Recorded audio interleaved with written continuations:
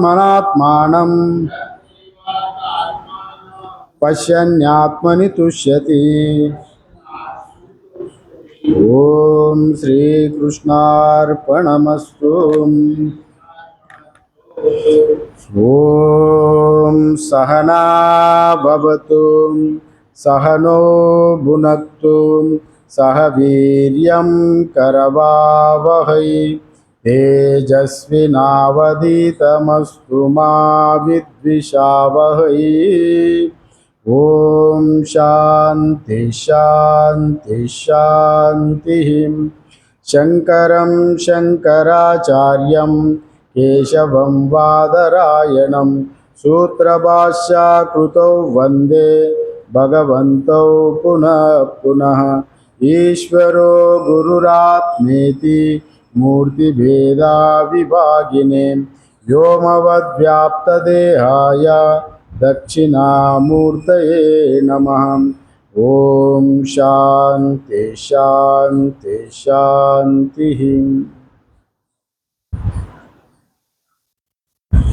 हरिओम सज्जनों, हम लोग कठ उपनिषद का दूसरा वल्ली का प्रथम अध्याय दूसरा वल्ली का 2 मंत्र पूरा किया। अभी तीसरा मंत्र में प्रवेश करेंगे और ये तीसरा मंत्र का ही इसमें नचिकेता का ही यहाँ पर, और नचिकेता का परीक्षा करने के लिए तो 10 मंत्र उपयोग किया। अभी नचिकेता का जीतने का बाद प्रशंसनार्थ भी कई मंत्र यमराज ने अभी इसी श्रृंखला में आगे बढ़ रहा है। यमराज भी नचिकेता का अभी वैराग्य का प्रशंसनार्थ श्लोक ही और कुछ श्लोक है, उसी श्रृंखला में आगे बढ़ रहा है। यहाँ जो जितने प्रलोभन देते हुए भी वो नचिकेता का जो विवेक वैराग्य का वो आदर्शनीय है, इसका तुलना किया नहीं जाता है, उसी का ही प्रशंसा कर रहा है। माने साधारणतः बड़े बड़े ऋषि मुनि लोग भी वस्तु सामने रहते समय उनका विवेक को बुला देता है। अगर वो भले ही तपस्या कर रहा है किंतु वस्तुओं को सामने से हटके वो बाहर जंगल में जाके अपना सिद्धि के लिए लगा हुआ है, तभी वो वस्तु सामने नहीं रहने के नाते उनका अपना आप में वो वैराग्य उसका कभी देखा ही नहीं है। अगर उसका प्रति उनका ज्यादा जानकारी ना होने के नाते वो अपना आप में योग में सिद्ध हो गया। अगर वस्तु फिर दोबारा अगर वो वस्तु को सामने लाके फिर प्रकट करेंगे तो उनको पूर्व वासना जागने का डर रहता है और कई लोग योग से भी भटक जाता है। और नचिकेता वैसे नहीं किया, वो सब देखते हुए और वस्तु सामने रहते हुए भी उसको देखकर मैं हमको नहीं चाहिए नकार दिया। इसी का वजह से यमराज बार बार प्रशंसा कर रहा है, वाह वाह क्या वैराग्य बोले, यही बात है यहाँ पर।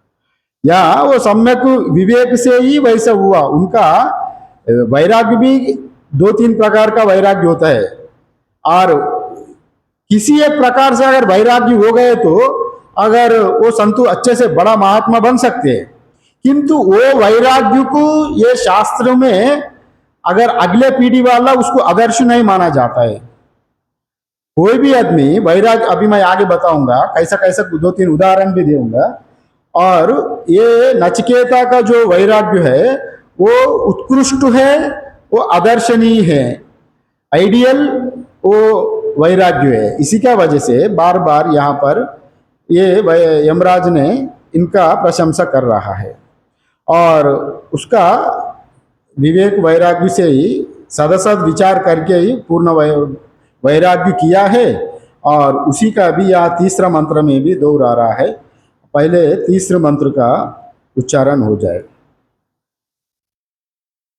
सत्वं प्रियान् प्रियरूपागां च कामान् अविद्यायान् नचिकेतो अत्यस्राक्षीः नैतां शृङ्कां वित्तमहिमा भवाप्तो यस्यां मज्जन्ति बहवो मनुष्याः इत्यादि। मतलब सत्वम प्रियान प्रिय रूपाम च कामान। यहाँ नचिकेता को कह रहा है प्रिय को और प्रिय रूप को दोनों को तुम विचार करके त्याग दिया, जो प्रिय लगने वालों को। अविद्यायान नचिकेतो अत्यसराक्षी, जो अविद्यायान, जो कुछ चीज आपका सम्मुख में आए थे वो उस सभी को और उनकी असारता को अनित्यता को देखते हुए यहाँ अविद्यान कहा गया। उसको देखते हुए तुम बलि बांधती उसका नकार दिया। तो अन्वयार्थ देखेंगे, बाद में विवरण करेंगे। और नचिकेता, ये नचिकेता सात्वाम, मेरे द्वारा बारंबार प्रलोभित और होकर भी तुमने प्रियान माने प्रिया लगने वाला जो पुत्र वित्त और इत्यादि जो राज्यमय जो प्रलोभन किया उसको तुम नकार दिया। और प्रिय रूपान, प्रिय मतलब तीन आता है, वित्त इत्यादि प्रिय होता है। प्रिय रूपान मतलब और जो प्रिय से उत्पन्न होने वाला जो हिमा रामा इत्यादि और वो इसको प्रिय रूप कहा गया, जो अप्सरा इत्यादि की प्रिय रूप कहा गया। प्रिय रूपांचा और आनंद देने वाला जो अप्सरा आदि यहाँ कहा गया। प्रिय कामान, जो भोग्य वस्तुओं को भी तुम त्याग दिया, सामने रहते हुए भी उस समय उनको वो अप्सराओं को सामने दिखा के कहा गया ये अप्सरा तुम्हारा है, तब भी उनको उसका ऊपर मन नहीं गया। इसी का वजह से यहाँ पर उनको प्रियान प्रिय रूपान यहाँ कहा गया। अविद्यायान मीन्स उनकी असारता तथा अनित्यता पर बलि भांति विचार करते हुए भी वो अनित्य वस्तुओं का ऊपर तुम्हारा मन नहीं गया। अत्यस्राक्षी माने परित्याग कर दिया, सभी का परित्याग कर दिया, इसका अत्यस्राक्षी कहा मंत्र में। और ये तम, इस वित्तमहीन दो धनयुक्त श्रृंखम जो संसार मार्ग को यस्याम माने जिसमें बहवह, कई लोग बहवा मतलब डूब जाना, जो बह जाता है, मनुष्याः लोग मज्जन्ति डूब जाता है, बह जाता है। और ना अवाप्तः, तुमने स्वीकार नहीं किया। बड़े बड़े विद्वान लोग मैं जो कुछ लालच तुमको दिखाया उतने साधारणता इंसान को वो सब मिलना ही, उसके मिलने के लिए ही तपस्या करता है। तभी तुम मैं वैसे ही देने के लिए मैं तैयार था, तुम सब कुछ दिखाया था भी तुम तो उसका विवेक पूर्वक अस्वीकार किया अनित्य होने के नाते। इसी का वजह से यहाँ पर कहा गया, उसी का वैराग्य को यहाँ पर प्रशंसा अर्थ में यहाँ दिखा रहा है। यहाँ जो सत्वम प्रियान प्रिय रूपाम च कामान, जैसा श्रेया और प्रेया जो अत्यंत भिन्न, दोनों अलग अलग है। यहाँ श्रेया और प्रेया, सत्वम प्रियान प्रिय रूपाम च कामान अविद्यायान नचिकेतो अत्यस्राक्षी। और यहाँ दोनों भिन्न भिन्न होने के नाते यहाँ नचिकेता जो उत्तम अधिकारी और उस दोनों को भी उन स्वीकार नहीं किया। यहाँ उनका फल भी भिन्न भिन्न है। यहाँ उसका ही यहाँ दिखाते हुए यहाँ पर नचिकेता का दो वो प्रेयो मार्ग का तुम उस तरफ गया ही नहीं, इसलिए उनका प्रशंसा श्रेयो में उच्च अधिकारी मानने के लिए यह प्रशंसा कर रहा है। माने श्रेयो मार्ग में, कल्याण मार्ग में तुम बहुत आगे जाने वाला है। तुम जो कुछ किया जानने के लिए, सत्य वस्तु को जानने के लिए किया, इसलिए तुम अत्यंत बुद्धिमत्ता दिखाया। इसलिए ये उत्तम अधिकारी के लिए इस मंत्र में जो निरूपण किया गया। और सत्वम प्रियान प्रिय रूपाम च कामान, सत्वम क्या है यहाँ पर, प्रियम क्या है? सात्वम, मेरा द्वारा जो दिखाया हुआ गया जो वस्तु है, शतायुषा पुत्र पौत्रा मनुष्य इत्यादि जो कहा गया आगे मंत्रों में, इसको प्रिय रूप में कहा गया। पुत्र, आयु, धन इत्यादि प्रिय कहा गया। और को प्रिय प्रिय को त्याग दिया। और प्रिय रूप क्या है? प्रिय रूप इमा रामा से जो प्रिय रूप यहाँ पर बताया गया, मनम स्वभाव अभ्यंतर त्यागा, भाव्य अभ्यंतर दोनों त्याग किया गया, इसलिए तुम आदर्श हो, ये बात यहाँ पर कहा गया। अगर हम वैसा भी देखेंगे तो फिर त्याग का कारण कैसे भी हो सकता है। हर आदमी भी और सत्संग सुन के त्यागना चाहता है तो त्याग भी नहीं हो पाता है। जैसा त्याग का भी एक सीमा रहता है, आगे पीछे देख के त्यागना पड़ता है। और जैसा नारद जी भी पहले जीवन में उनका भी बड़ा त्याग आया, जीवन में त्याग उत्पन्न हुआ था एक बार।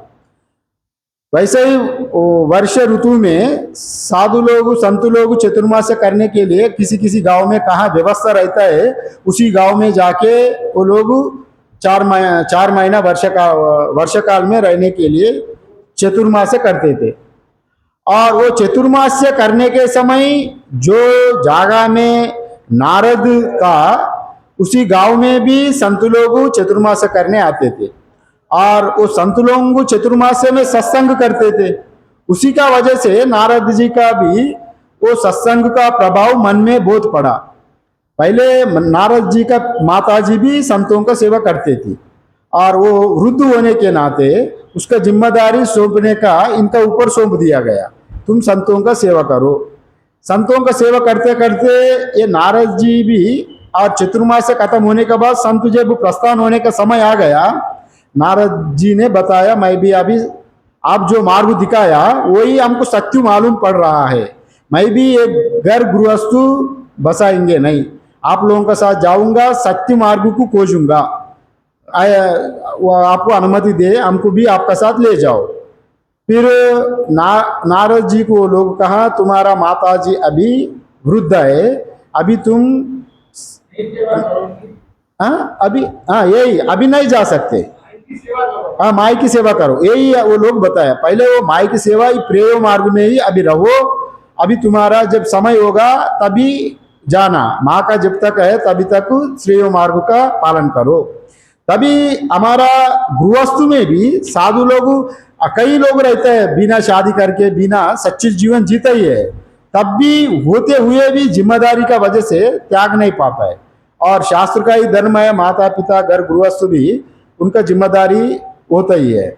और अगर कोई घर त्याग करना है तो माता पिता का अनुमति लेना आवश्यक होता है, और शादी हुआ तो पत्नी का भी अनुमति लेना पड़ता है, नहीं है तो वो सन्यासी में अनुमति होगा ही नहीं, सन्यासी दिया नहीं जाता है। और माता जब तक है सेवा करते रहो, वैसा इनको कहने से, और उनको भी त्याग होने के नाते, वैराग्य होने के नाते वो नहीं कर पा रहा है। नचिकेता तो उनका पिताजी उनको धक्का दे के, माने उनको शाप दे के, वैसे ही जो उनको मन में नहीं था तुम मृत्यु को मैं देऊंगा बोले, गुस्सा से कहा गया, फिर तब भी ये उनका सत्यनिष्ठ को पालन करने के लिए जब आए तो उनका पूरा पूरा टिक गया, सत सत विवेचन किया गया तभी। और वो नारद जी भी माता जी जब गुजरने के बाद फिर जंगल में जाके संतों को जैसा निर्देशन किया, तपस्या किया। फिर उनको खूब इच्छा था परमात्मा का रूप सहित देखे, दर्शन, सगुण सकारु ईश्वर को देखूंगा, वैसा उनका मन में इच्छा था।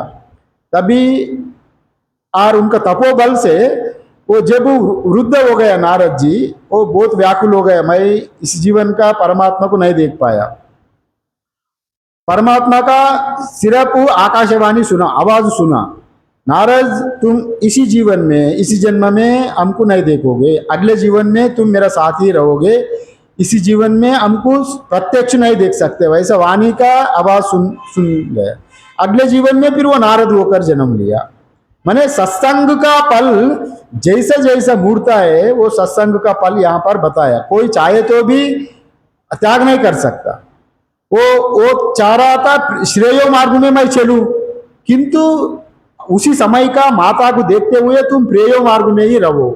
माता का सेवा करते करते अपना अंतःकरण का शुद्धि जब हो जाएगा तभी अपना आप हो जाता है, तभी उनको वहां पर वो श्रेय मार्ग में तुरंत जाना मना कर दिया इसको बोलने के लिए। नचिकेता को वैसा अर्चना नहीं थी, इसलिए वो सब कुछ विवेक करते हुए और उन घर त्याग किया गया।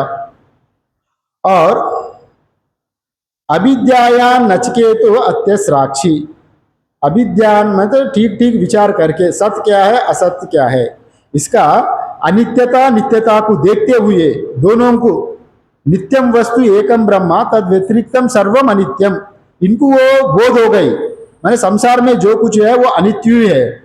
फिर आप कह सकते हैं नचिकेता इतने छोटा बालक, आपको उनको कैसा नित्यानित्य ज्ञान हो गया, वो कैले कभी पढ़ा ही नहीं पिताजी से, वो तो बालक था, वो वैसा बात तो नहीं बैठता यहाँ पर। क्योंकि कोई आदमी अभी 80 साल तक जी लिया, पूरा जीवन साधन किया, फिर अगले जीवन वो मर गया, अगर वो अगले जीवन में जब वो पैदा हुआ जो संस्कार उनका पूरा जीवन पिछले जीवन का, वो संस्कार ही फिर उनका पास रहेगा ना, वो संस्कार का बल से वो विवेक ज्ञान से अभी यहाँ पर इसी आयु छोटा होते हुए भी नचिकेता का अंदर में वो प्रकट हो गई, वो ज्ञान पूर्व जन्म का जो पढ़ा हुआ विचार किया हुआ जो कुछ ज्ञान फलीभूत होकर अभी पलने लगा।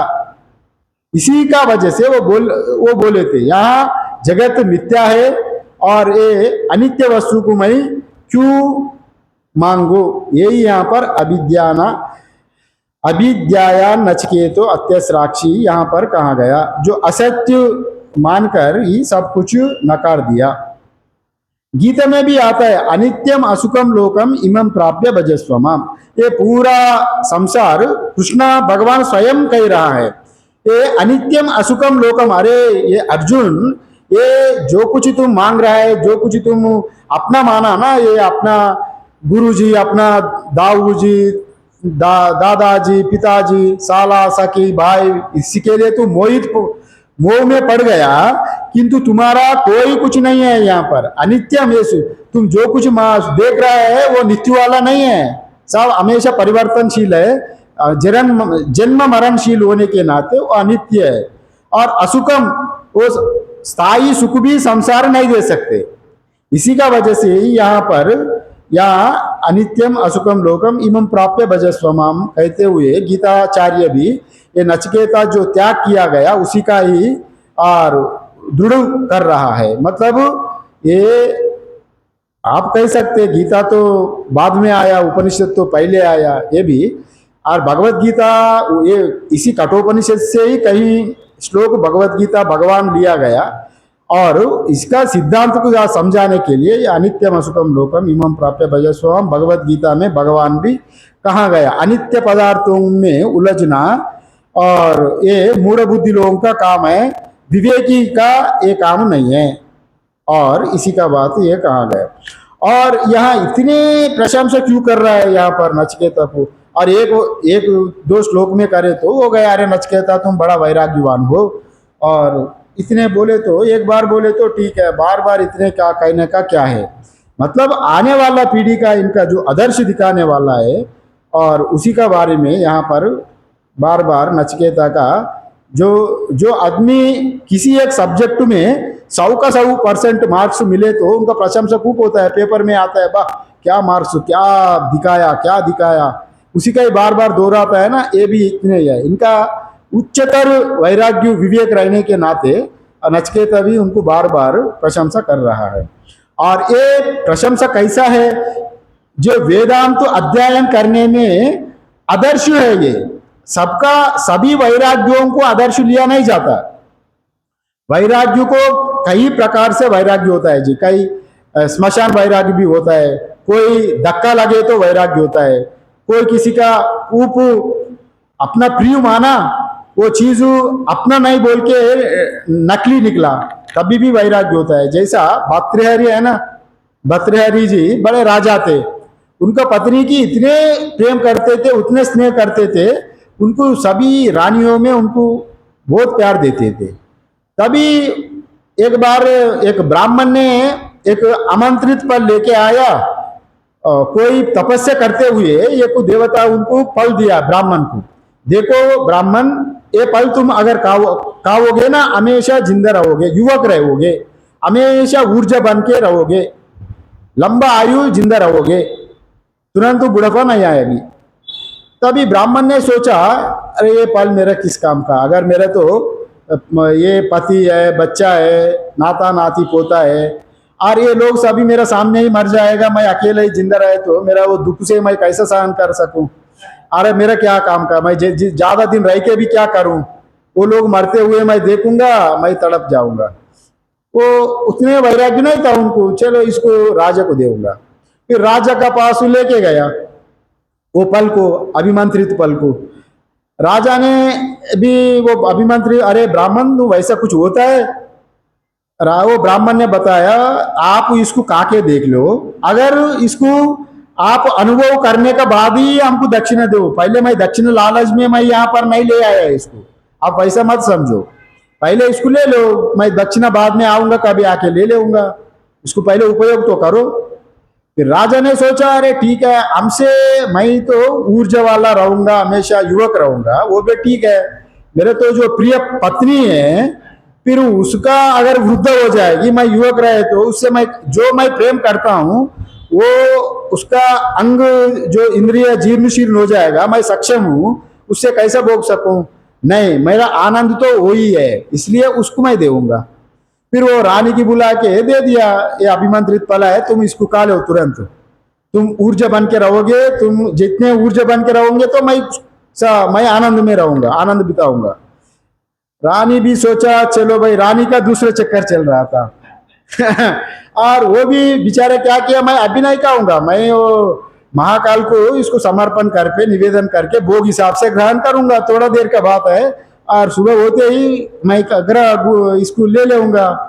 फिर राजा ने चलो दूसरा रंगमंच में गया, उधर रानी का भी एक अलग एक नौकर था, उसका नौकर का साथ चक्कर चल रहा था, तो अरे मेरा तो आनंद ऊर्जा इनसे मैं आनंद प्राप्त कर रहा हूं, उनको देऊंगा। एक भट्ट को बुला के, ये भट्ट तुम इसको खा लो, तुरंत खा लेना। अरे रानी, अभी राजा कभी भी यहाँ आ सकते हैं, हमारा दोनों के बीच में ये संबंध अगर राजा जानेंगे तो मेरा सिर काटेगा, तुरंत मैं बाहर जाके खाऊंगा बोले वो चले गया।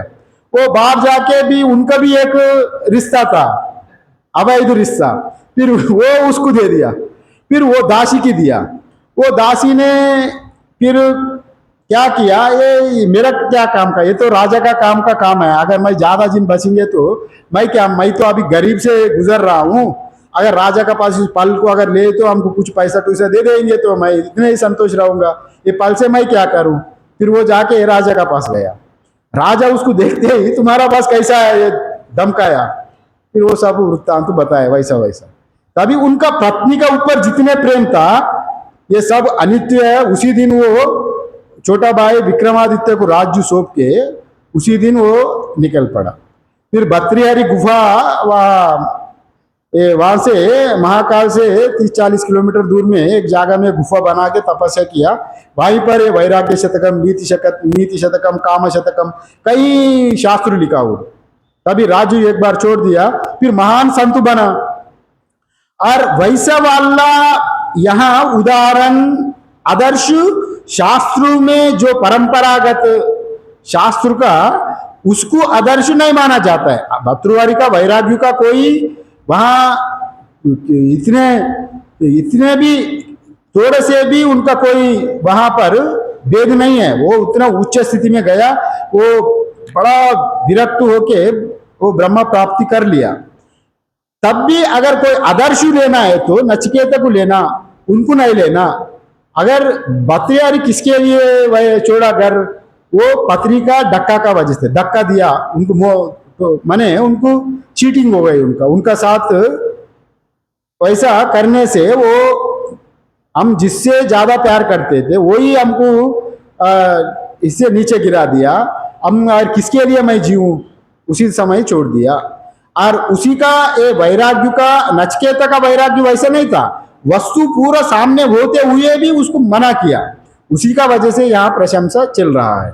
अगर उसी से भी, अगर भतृहरि से अधिक भी संत वैसा हुआ था, किसी एक कारण से, किसी एक धक्का खाके और वैराग्य लिया हुआ।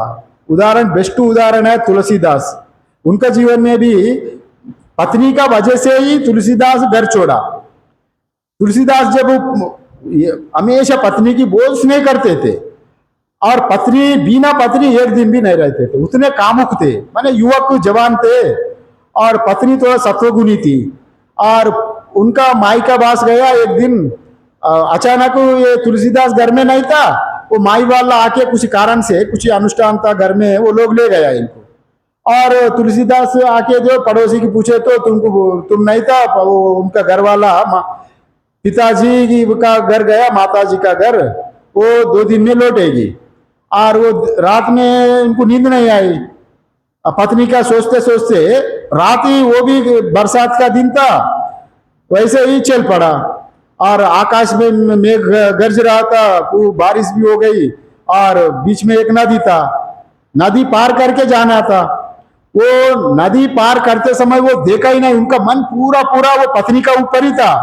तभी वो क्या है, अच्छा बुरा कुछ भी नहीं देखा, वो सीधा नदी में छलांग लगाया। वो सोचा था, अरे वो वहां से एक बड़ा लकड़ी जैसा एक बह के आ रहा है नदी में। अरे वाह, भगवान का क्या लीला, मेरा पत्नी का पास जाने के लिए, नदी पारने के लिए भगवान हमको ये लकड़ी दिया, सहारा बोल के उसको पकड़ के वो सहारा से नदी पार कर दिया। वो लकड़ी नहीं था, एक मुर्दा शरीर बह के आ रहा था। जो मुर्दा को पकड़ लिया तो उनका पूरा शरीर में बदबू, वो उसको वो ख्याल भी नहीं हुआ मेरे शरीर में एक मुर्दा है, माम को बदबू आ रहा है। वो उतने को गया पत्नी में। फिर वो जब घर पहुंच गए तो अंधेरा हो गई, सब सो गया। तभी वहां एक बड़ा सर्प, सब बंद हो गया था ना दरवाजा, पीछे दरवाजा से घुसने गया तो अंगन से घुसा।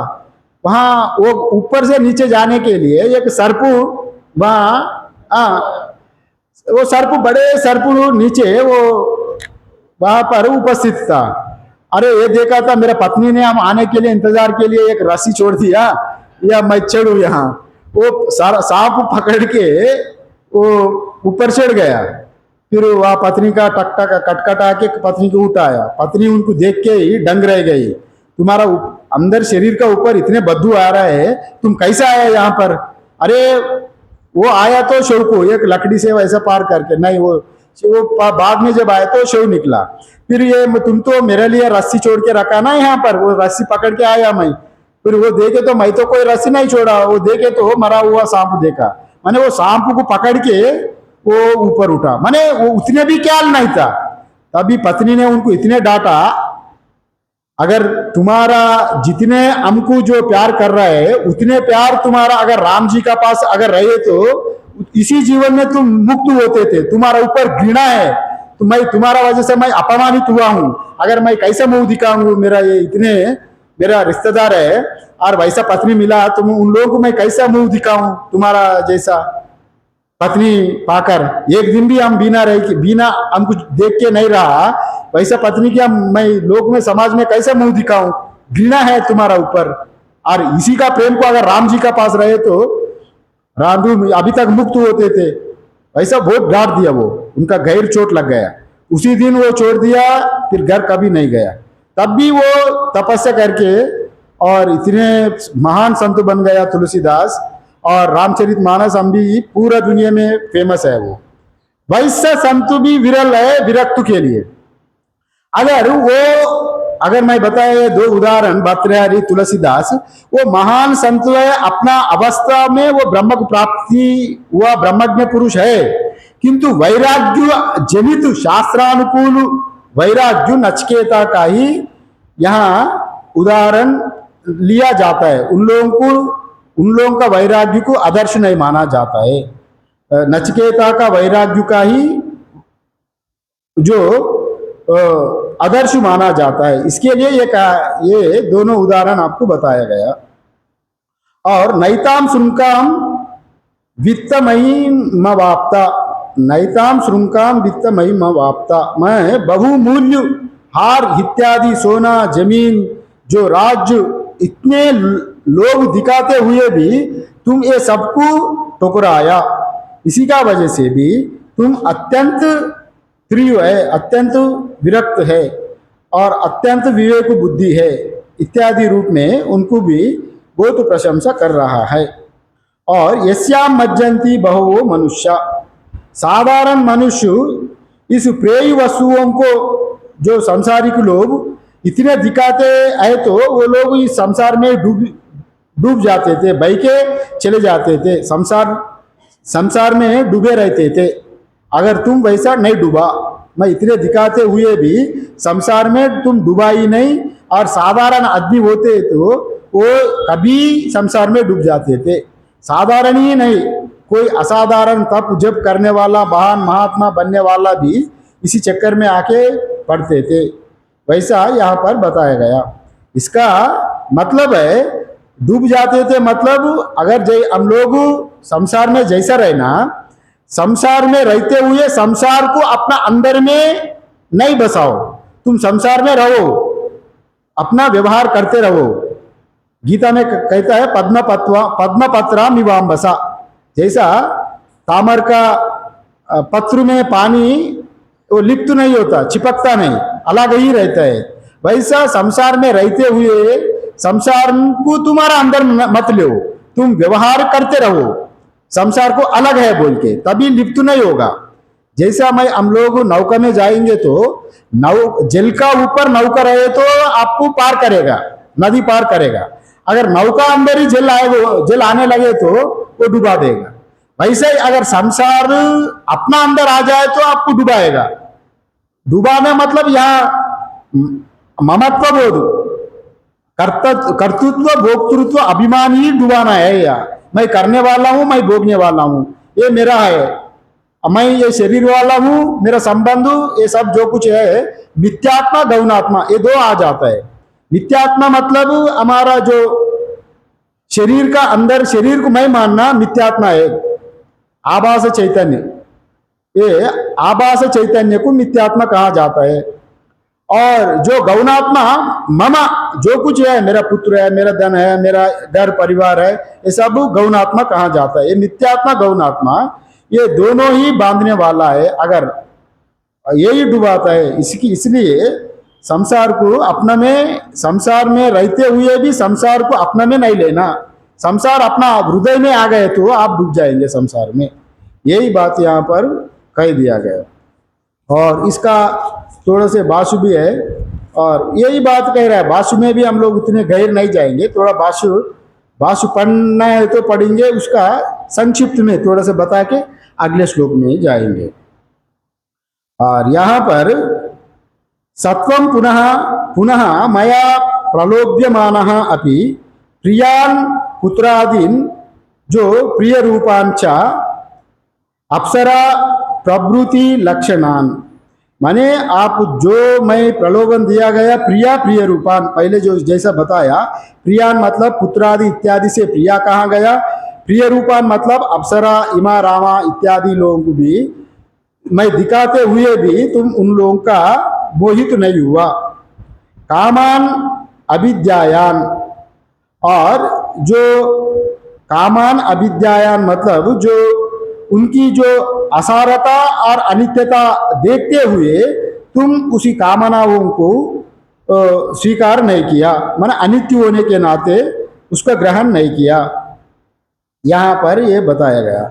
और चिंतयान तेषाम जो अनित्यत्व असारवत्वात् आदि दोषान, वो असार है, अनित्य है, इसलिए उसको तुम विवेक बुद्धि से ग्रहण किया, इसलिए तुम उसको स्वीकार नहीं किया।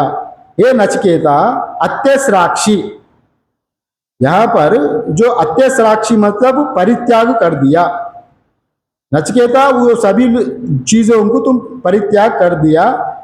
अति सृष्टवान परित्यक्तवान असि, ये सभी लोगों को तुम अनित्य मानकर परित्याग किया गया।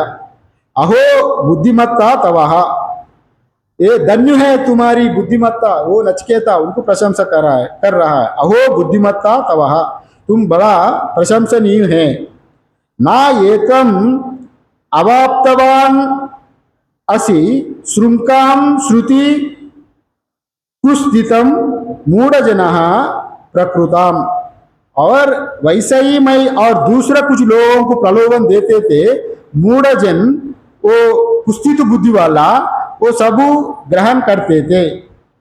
ये यहाँ पर कह रहा है, उनको प्रशंसनार्थ से कह रहा है। मूढ़जना प्रवृत्ताम प्रवृत्ताम वित्तमहिम, जो धन धन प्रायम अस्या श्रुतौ, जो मज्जंती सीदंती बवह।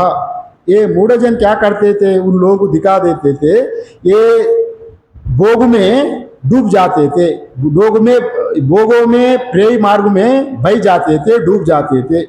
यहाँ पर ये कहा गया, जैसा ही प्रिय वस्तु सामने आता है तो कोई विरल व्यक्ति रहता है, जैसा सुदामा जैसा, और गरीब भोगते हुए भी, वस्तु सामने रहते हुए भी हमको कुछ नहीं चाहिए, मैं मांगूंगा ही नहीं, वैसे ही वो सुदामा भी बड़ा विरल था, विरक्त था। वो गरीब जितने उनको आवश्यकता होते हुए भी चीज को नहीं मांगा। वो अनित्य पदार्थ को मैं परमात्मा से क्यों मांगू, वो पूरा पूरा उनको ज्ञान था, इसलिए उतने गरीबी होते हुए भी परमात्मा से उनका अपना मुंह से कुछ नहीं मांगा। बाद में परमात्मा उनको सब कुछ दिया, वो बात अलग है, मगर उतने विरक्त था। यहाँ पर यही बात कहा गया, साधारण लोग हो जाए तो इस संसार में डूब जाते थे। और इसी श्रृंखला में यहाँ पर चौथा मंत्र देखेंगे। चौथा मंत्र का ही जो भाष्य है, यहाँ थोड़ा भूमिका दिया गया। तयोः श्रेयः आददानस्य साधु भवति ईयते अर्थात यावु, मतलब जो श्रेय मार्ग चुनने वाला वो फलीभूत हो जाएगा, वो उनका कल्याण हो जाएगा, वो तो ठीक है। यहाँ पर प्रश्न होता, वो एक प्रश्नार्थक रूप में पूछ रहा है, प्रेयो वृणुते इति उक्तम तत् कस्मात्, मतलब अगर जो प्रेयो मार्ग में चल रहा है उनको कल्याण नहीं होगा, वो कैसा, ये बात यहाँ पर पूछ रहा है। माने जो प्रिय लगने वाले मार्ग पर चलने वाला अपने लक्ष्य से पतित हो जाता है, वो कैसा, ऐसा क्या है, इसलिए ये मंत्र बता रहा है। वो कैसा, ये चौथा मंत्र में ये बताने जा रहा है। चौथा मंत्र का उच्चारण हो जाए। दूरमेते विपरीते विशुचि अविद्याया च विद्येति ज्ञाता विद्याभिप्सीनां नचिकेतसं मन्ये नत्वा कामा बहवो लोलुपन्तः इत्यादि कहा गया। यहाँ पर दो विशेषण दिया गया। यहाँ पर दूरमेते विपरीते विशुचि अविद्याया च विद्या च ज्ञाता, ये पहले प्रश्न किया गया ना। अभी ये प्रेयो मार्ग वाला ये लक्ष्य से पतित हो जाता है, वो क्यों, कैसा पतित हो जाता है, इसी का तर्क यहाँ पर दे रहा है। यहाँ पर विद्या अविद्या दो मुख्य है, दोनों को विशेषण रूप से यहाँ पर बताया गया। और इसका जोड़ा अन्वयार्थ देखेंगे तो विद्या मीन्स यहाँ प्रिय, अविद्या मतलब जो संसार में भोगने वाला चीजों को यहाँ पर अविद्या कहा गया। मतलब प्रेयो मार्ग को यहाँ पर मोटा तरह से देखे तो प्रेयो मार्ग का ही अविद्या कहा गया। जो प्रिय सुख का साधनभूत कर्मकांड या और जो इसी का ही अविद्या कहा गया। और विद्या मतलब मोक्ष प्राप्त करवाने वाला, और यो ब्रह्म विद्या का ही यहाँ पर विद्या कहा गया। इति ज्ञाता, वहाँ इसी प्रकार जो विद्वान समझ में जो परिचित है, ऐसा विद्या एंड अविद्या दो अलग अलग फल देने वाला है। एक संसार में रहने वाला, एक ब्रह्म ज्ञान को देने वाला। एते ही दोनों ही जो दूरम अत्यंत विपरीत फल देने वाला होने के नाते जो आपस में विपरीत तथा विशुचि जो भिन्न फल देने वाला है दोनों। और इसका विवरण मैं करूंगा। ये नचिकेतसम, ये नचिकेता, मैं तुम्हें विद्या अभिप्सीनाम, विद्या या श्रेय का अभिलाषी मानता हूँ। मैंने तुम प्रेय में नहीं पढ़ा, तुम विद्वानों में विद्या वाला, विद्या का ग्रहण करने का अधिकारी मानता हूँ, वैसा यहाँ पर कहा गया। विद्या अभिप्सीनाम, विद्या या श्रेय का अभिलाषी जो मानता हूँ। क्योंकि त्वा तुम्हें बहव अनेक कामाः, जो काम्य विषय न अलोलुपंता, माने जो प्रलोभित नहीं कर सके, अर्थात जो श्रेय पातु से डिगा नहीं सके इत्यादि यहाँ कहा गया। ना अलोलुपंता, लोलुपंता मतलब इंद्रियों का चक्कर में पड़कर नीचे गिरने वालों को लोलुपंता कहा है। लोलुपंता कहा जाता है इंद्रियों में फंसने वालों को। तुम अलोलुपंता मतलब इंद्रिय भोगों को जीतने वालों को अलोलुपंता कहा जाता है, माने इंद्रियों का चक्कर में भी नहीं आया। इसी का यहाँ पर विस्तार कर रहा है। और विस्तार से देखेंगे तो यहाँ पर थोड़ा, और पूर्व मंत्रों में श्रेय और प्रेय अलग अलग जो अलग अलग बताया उसी का हेतु दे रहा है। वो अलग अलग कैसा है, श्रेयो मार्ग प्रेयो मार्ग किसी वजह से अलग है। यहाँ पर वो उसका हेतु दिखा रहा है। विद्या अविद्या दो पद यहाँ पर उपयोग किया। विद्या अविद्या का वजह से ही ये श्रेयो प्रेय मार्ग अलग अलग हो गया। ये दोनों विद्या और अविद्या के मार्ग एक दूसरे से विपरीत रहता है, माने एक विद्या अविद्या दोनों एक साथ एक जैसा नहीं रहेगा। जहां विद्या रहे तो अविद्या नहीं रहेगा, जहां अविद्या रहे तो विद्या नहीं रहेगा। जहां अंधेरा रहे तो वहां प्रकाश नहीं रहेगा, जहां प्रकाश रहे तो वहां अंधेरा नहीं रहेगी। ये दोनों इनका फल अलग है, फल भी अलग अलग है। और इसलिए विद्या का क्या करता है, इसका मेन उद्देश्य रहता है कर्तृत्व भोक्तृत्व अभिमान अविद्या का है। अविद्या का कारण कर्तृत्व भोक्तृत्व अभिमान से वो संसार में बांधने वाला अविद्या है, माने संसार को पकड़ने वाला का काम है अविद्या। विद्या का इसका विपरीत है, कर्तृत्व भोक्तृत्व अभिमान को छोड़ने वाला का नाम है विद्या। माने एक हो रहा है विद्या वाला छोड़ने वाला, एक होने वाला पकड़ने वाला। ये पकड़ने वाला छोड़ने वाला एक ही साथ में कैसे रह सकते? अगर एक छोड़ना है तो पकड़ेंगे नहीं, पकड़ेंगे नहीं तो छोड़ना नहीं। इसलिए अगर आप श्रेय मार्ग चाहना है तो प्रेय मार्ग मिलेगा नहीं, प्रेय मार्ग चाहना है तो श्रेय मार्ग मिलेगा नहीं। वो बराबर है, दोनों जैसा आप बताया।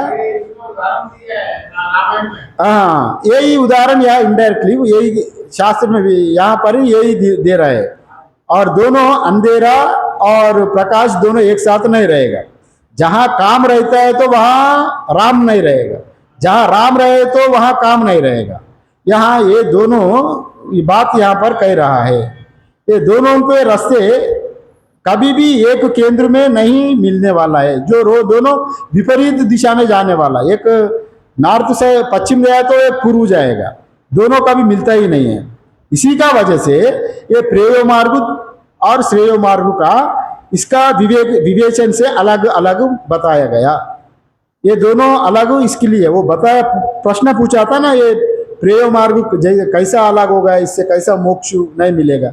माने अविद्या का कारण कर्तृत्व भोक्तृत्व का अभिमान का वजह से ये दोनों अलग होने के नाते ये दोनों अलग अलग है, जैसा अंधकार प्रकाश ये बताया गया।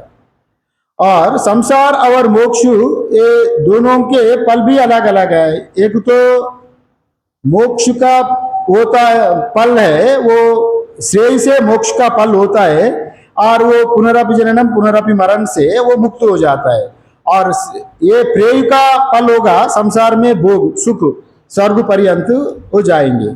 और वो सुख भोगने वाला का वृत्ति एक है, सुख को त्यागने वाला का वृत्ति एक है। और ये दोनों एक जैसा एक साथ कैसा हो जाएगा? इसलिए भी शास्त्र में भी ये ज्ञान कर्म समुच्चय कभी संभव नहीं होगा। ये शास्त्र यही बताया गया है, एक पकड़ने वाला है एक छोड़ने वाला है, दोनों एक जैसा नहीं चलेगा। इसका अत्यंत अधिक दृष्टांत भाष्य लिखा ईशावास्य उपनिषद प्रथम मंत्र में यहाँ पर दिया गया, और दूसरे मंत्र में कर्म मार्ग में, ये दोनों ही यहाँ पर दिखला सकते हैं। और जो व्यक्ति जो समग्र पदार्थों की जो उपस्थिति में ही भी उनके जो भोग की वांछा नहीं होती है, वही असली श्रेय मार्गी है। और यहाँ पर नचिकेता भी वैसे ही श्रेयो मार्गी है, वस्तु उपस्थित होते हुए भी उसका ऊपर आकर्षित नहीं हुआ। अगर हम लोग एक उदाहरण भी देखेंगे तो कोई आदमी का अगर 3 दिन पानी नहीं मिला, एक जंगल में गया, 3 दिन से पानी नहीं मिला, 3 दिन से पानी नहीं मिलने के नाते वो प्यासा रहा, और कोई आदमी उनको तपस्या के लिए मैं पानी नहीं पीऊंगा 3 दिन बोल के पानी सामने रहते हुए भी पानी नहीं पिया, माने वो एक आदमी ना मिलने के कारण पानी नहीं पिया, एक आदमी मिलते हुए भी सामने वस्तु रहते हुए भी उनका वो इसका ही संयम कहा जाता है, उसको त्याग कर दिया, उसी का ही वैराग्य कहा जाता है। जो आदमी ना मिलने के वजह से वो वैराग्यवान नहीं, वो तड़पने लगा, अरे नहीं मिला नहीं मिला, फिर अगर दोनों एक जैसे हो जाएगा, वो एक जैसा कैसा होगा, बना रहेगा। अगर ये यही ये विद्या अविद्या भी ये वैसे ही है। ये अविद्या वाला क्या है ना, वो बिना वस्तु सामने ना होते हुए उसको उपभोग भी नहीं करेंगे तो उनका चिंता बने रहेगी। अगर वस्तु सामने आएंगे तो वो लपट पड़ेगा, वो तुरंत कूद पड़ेगा उसका ऊपर। किंतु जो विवेक से जो छोड़ दिया, उनका अगर एकांत में भी कोई उनका साथ आए तो वो कभी वो वस्तु का ऊपर हाथ नहीं डालेगा। वही इसी का ऊपर यहाँ दोनों को दिखा दिया गया, और ये दोनों एक दूसरे से विपरीत है। या वही मैं बताया, लोलुपंथा मतलब ये इंद्रिय जीत हो गया, इंद्रियों का अलोलुपंथा कहा गया। नचिकेता अलोलुपंथा है, और इसका थोड़ा विस्तार यहाँ पर भाष्य में दिया गया। दूरमेते विपरीते विशुचि अविद्याया च विद्येति ज्ञाता। विद्या और अविद्या ये दोनों अत्यंत विपरीत दशा में जाने वाला है, ये तो बताया गया। ये शीत उष्ण जैसा ठंडा गर्मी एक ही साथ में नहीं रहेगा। और इसी प्रकार एक पूर्व की ओर चले तो एक पश्चिमी ओर डायगनली अपोजिट में जाएगा ये दोनों। और पहला अविद्या का थोड़ा वर्णन करेंगे, वो 5 मिनट बाद में विराम देंगे। अविद्या क्या है यहाँ पर? अविद्या का मतलब योग में कहा गया, अविद्या अस्मिता राग द्वेष अभिनिवेशा इत्यादि पंचक्लेश बताया गया। ये अविद्या का, और आगम शास्त्र में भी अविद्या मतलब क्या है, 5 कंचुका रहता है अविद्या में। और ये आगम शास्त्र में ये कहा गया, कालो विद्या च रागच्चा काला च नियतिच्च तई पंचकंचुका अविद्या पंचपर्वा निगद्यते। ये श्लोक रूप में कहा गया। अगर इसको वर्णन करें तो जो नित्यता, नित्य क्या है उसको बुला देने वाला है, और ज्ञान स्वरूपता, और इसको भी अविद्या बुला देती है। आनंदात्मकता, आपको आनंद से जीने नहीं देगी, और व्यापकता, आपको वृत्ति की व्यापक होने नहीं देगा, अपने शरीर में ही सीमित करा देगा। आप है तो व्यापक है, आप आकाश जैसा, आप आत्मा होने के नाते, आप परमात्मा स्वयं होने के नाते, प्रत्येगात्मा परमात्मा का बीच में कोई भेद है ही नहीं है। प्रत्येगात्मा ही परमात्मा ही है, परमात्मा ही प्रत्येगात्मा ही है। किंतु शरीर का उपाधि का हमारा आकर्षण से, उपाधि का अज्ञान से, उपाधि मात्र देखने के वजह से अपना व्यापक ना हो रहा है। इसी का वजह से वो अविद्या आपको बांध रहा है। जैसा एक पूरा समुद्र में जल ही जल है, अगर एक तरंग लहर क्या कह रहा है, मैं एक लहर वाला हूं, उतने ही माने वो समुद्र से ही हवा का माध्यम से लहर बन गई। लहर क्या सोच रहा है, मैं वो लहर से मैं थोड़ा बड़ा हूं, ये छोटा, हमसे छोटा लहर है तो अंततोगत्व ये भी लहर है, वेव है, वो भी वेव है, वे भी लहर है। किंतु अंततोगत्व वस्तु दृष्टि से वो दोनों ही जली है, समुद्री है। किंतु जब लहर का बोध हो गई तो मैं सीमित हो गया, मैं लहर वाला हूं, मैं समुद्र नहीं है। अगर जल कहेंगे, समुद्र में जो लहर है, थोड़ा से लहर, वो लहर ही मैं ही समुद्र बोले तो वो सच है। समझ लिए ना? जीव भी अहम ब्रह्मास्मि जब बोलेंगे, वो शरीर का दृष्टि से नहीं बोलेंगे, व्यापक दृष्टि से बोलेंगे, आत्मा दृष्टि से। जैसा लहर बोलेंगे मैं समुद्र हूं, वहां गलत नहीं है।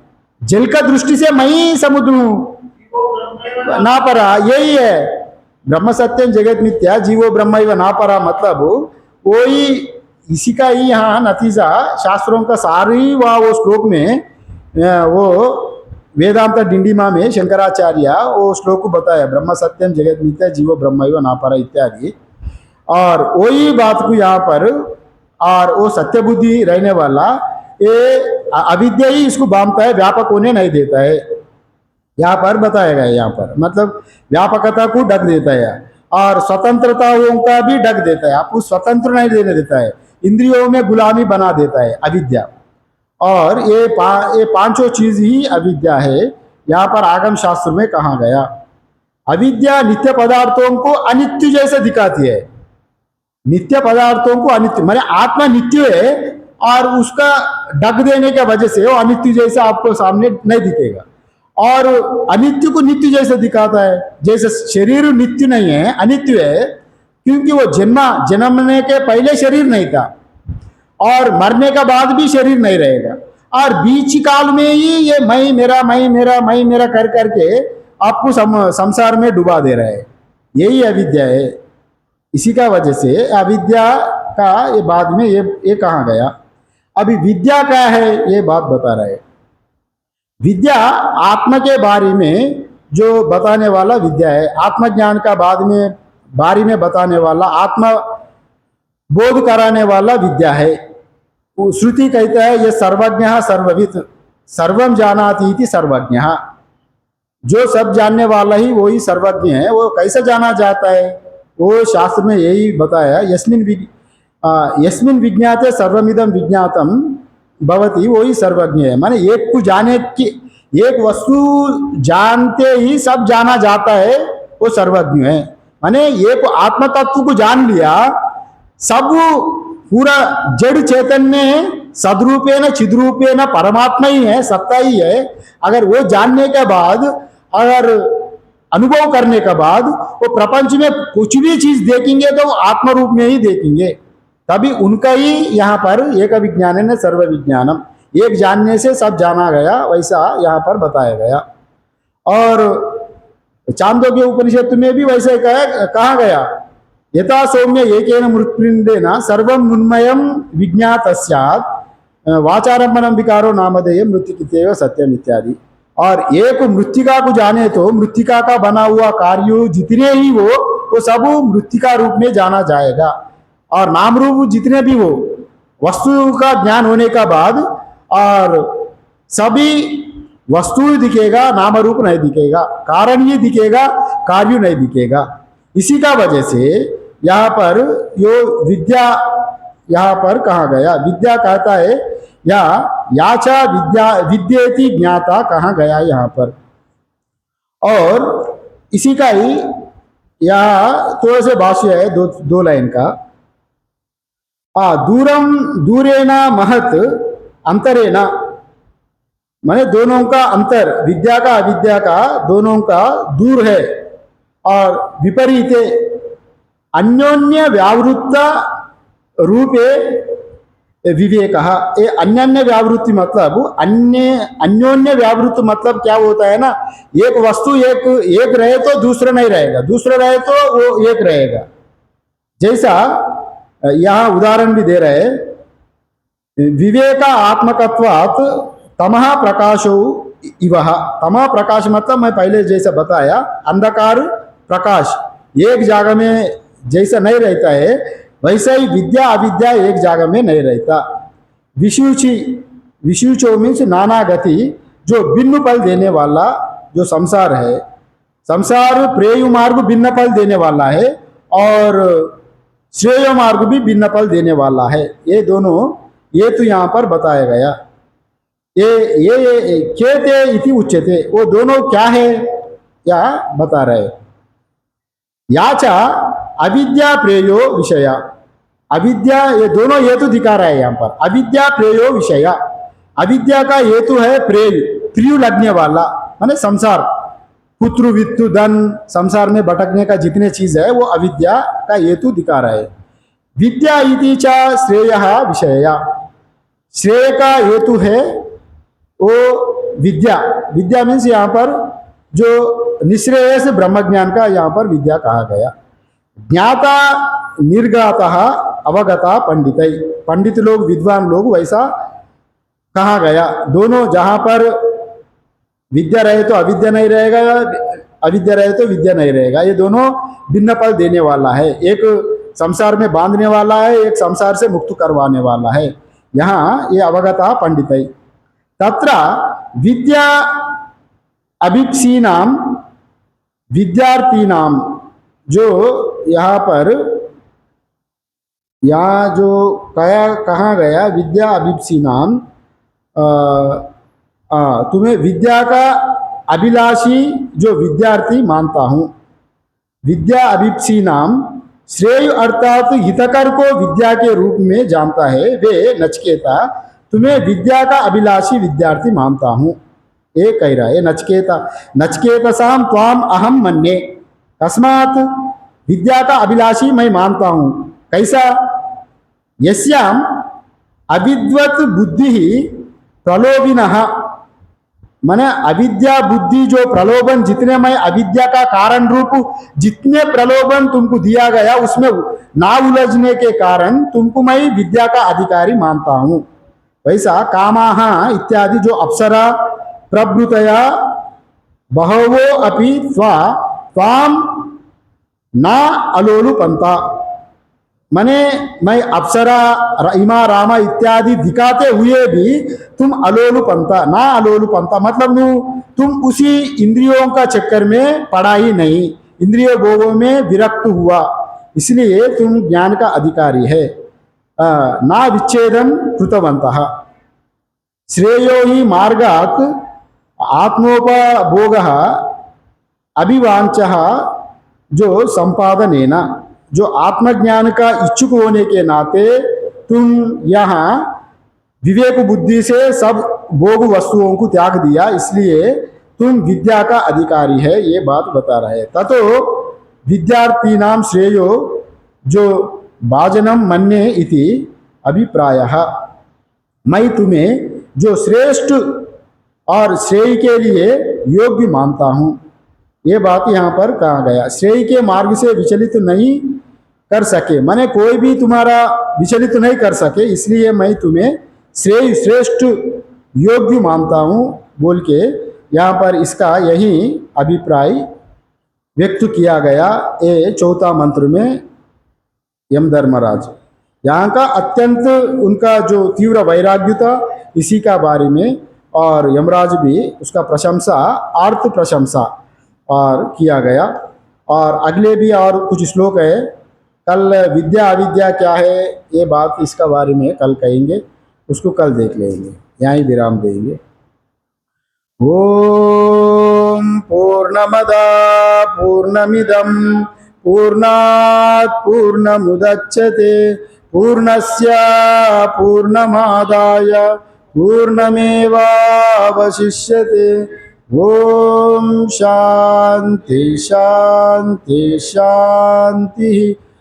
सर्वे भवन्तु सुखिनः, सर्वे सन्तु निरामय, सर्वे भद्राणि पश्यन्तु, मा कश्चित् दुःखभाग् भवेत्।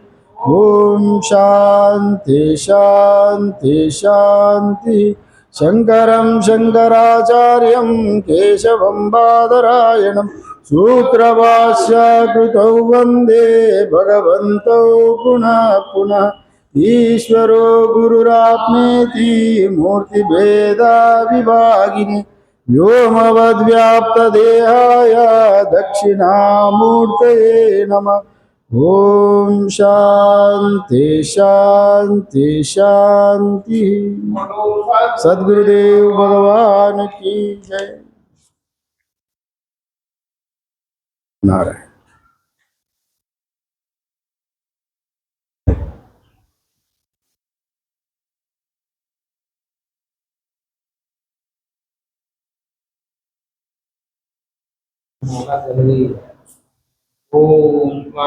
गुरुगौरं करुणावतारं संसारसारं भुजगेन्द्रहारं सदा वसन्तं हृदयारविन्दे भवं भवानी सहितं नमामि।